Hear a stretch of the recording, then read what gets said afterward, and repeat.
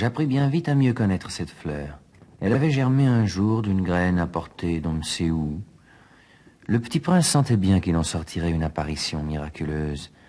Mais la fleur n'en finissait pas de se préparer à être belle à l'abri de sa chambre verte.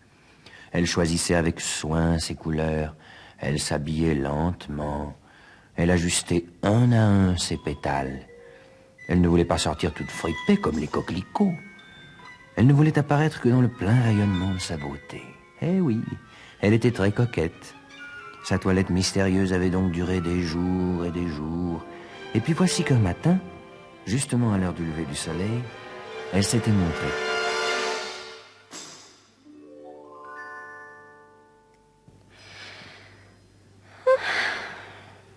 Je me réveille à peine. Je vous demande pardon, je suis encore toute décoiffée. Que vous êtes belle. N'est-ce pas? Et je suis née en même temps que le soleil. Oui. C'est l'heure, je crois, du petit déjeuner.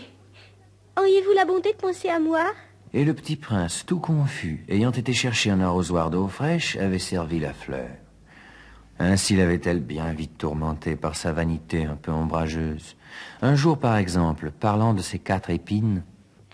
Ils peuvent venir, les tigres, avec leurs griffes. Mais il n'y a pas de tigres sur ma planète. Et puis les tigres ne mangent pas d'herbe. Je ne suis pas une herbe. Pardonnez-moi. Je ne crains rien des tigres, mais j'ai horreur des courants d'air. Vous n'auriez pas un paravent? Et puis le soir, mettez-moi sous globe. Il fait très froid chez vous, c'est mal installé. Là d'où je viens... Mais elle s'était interrompue.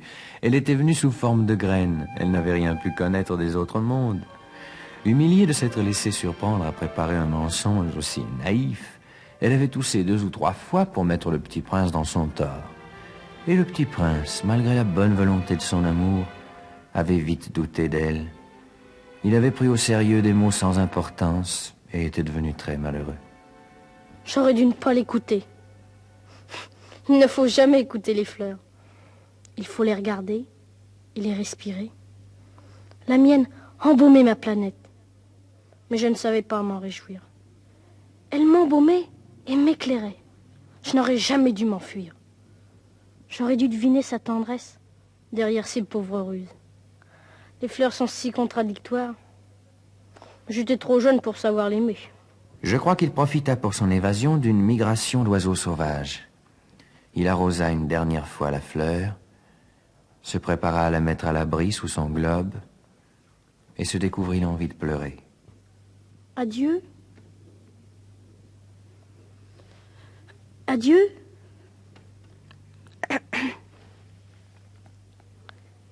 J'ai été sotte, je te demande pardon. Tâche d'être heureux. Je t'aime. Oui, je t'aime. Mais oui, tu n'en as rien su par ma faute. Ça n'a aucune importance. Mais tu as été aussi sot que moi. Tâche d'être heureux. Laisse ce globe tranquille, je n'en veux plus. Mais le vent... Oh, je ne suis pas si enrhumée que ça. L'air frais de la nuit me fera du bien. Je suis une fleur. Mais les bêtes... Il faut bien que je supporte 2 ou 3 chenilles si je veux connaître les papillons. Il paraît que c'est tellement beau. Sinon, qui me rendra visite? Tu seras loin, toi. Quant aux grosses bêtes, je ne crains rien, j'ai mes griffes. Ne traîne pas comme ça, c'est agaçant. Tu as décidé de partir, va-t'en.